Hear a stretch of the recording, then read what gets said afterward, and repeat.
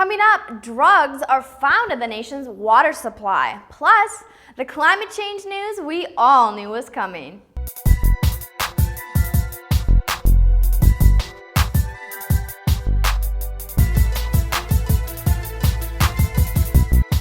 Hi everyone, and welcome to GetTheDaily.com. I'm Andrea Renee, and let's go ahead and take a look at some national headlines.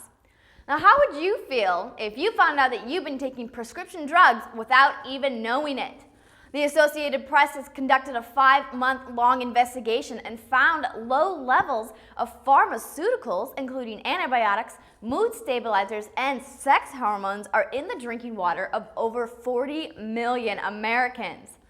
Lake Mead outside of Las Vegas supplies drinking water for California, Nevada, and Arizona, and researchers found levels of birth control, steroids, and narcotics and other drugs in the water they tested. Scary, right? Steroids in the water? And the even scarier part is that it is just 1 out of 26 locations across the country where they found such atrocities.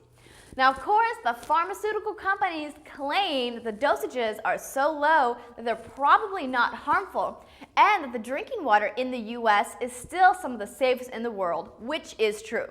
But studies indicate that the drugs in the water, especially antibiotics, could lead to a population of bacteria that is even more resistant to drugs than ever before.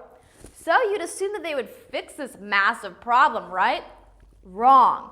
Well, at least for now that is, because water treatment plants would need to use reverse osmosis to completely purify the water, and it's very costly to do this on such a large scale.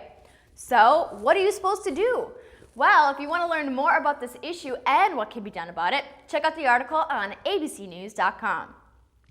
And there's even more scary news in the top stories today, and it's about the ever-impending climate change crisis.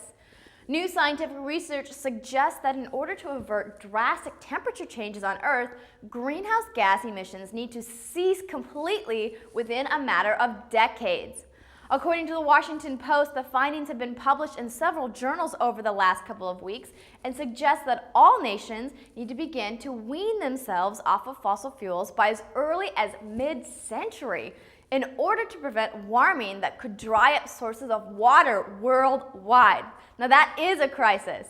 Scientists directly involved in the study say that getting carbon emissions to near zero would require a much more drastic change to the energy system that people can possibly imagine. But it's something that needs to be done. The U.S. is the leader of carbon emissions in the world and has pending legislation to help reduce emissions by 70% by 2050, though it has not passed through Congress yet. Now, if you want to learn more about how you can do your part to stop climate change, head on over to EPA.gov. That's Environmental Protection Agency. Now, you just heard some top national stories from GetTheDaily.com. I'm Andrea Renee, and thanks for making Get the Daily your online source for news.